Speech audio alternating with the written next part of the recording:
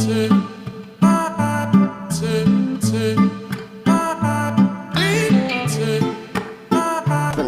sa inyong lahat, narito muli ng ating latest update kay Vice President Sara Duterte. Narito sa ngayon ang mga pahayag nito o ang kanyang binitawang pahayag sa kapwa nito kalaban sa politika. Narito, panoorin pa natin ang full video. Ako naman si Codender TV.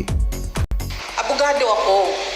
Alam ko kung anong illegal at illegal. Alam ko kung anong actionable at hindi actionable.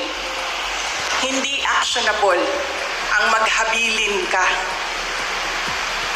Hindi actionable yun. Walang active threat kung hindi ako mamatay. Walang mali doon. Walang illegal doon.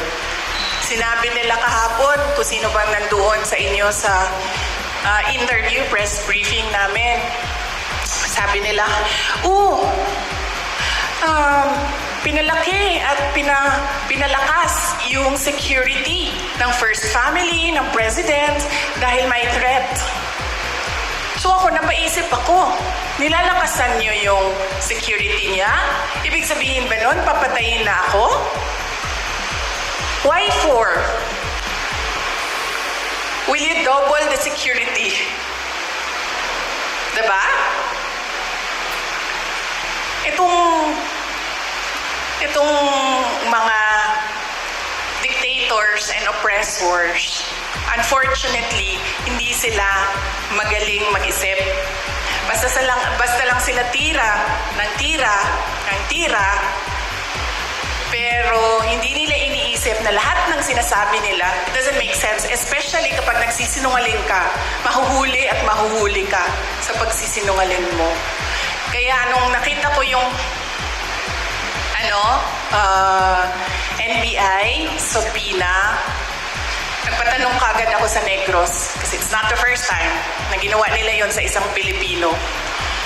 Sabi ko, anong nangyari sa Negros? Sabi sa akin kung ano nangyari sa Negros. And sabi ko sa mga lawyers ko, yan ang gusto nilang gawin.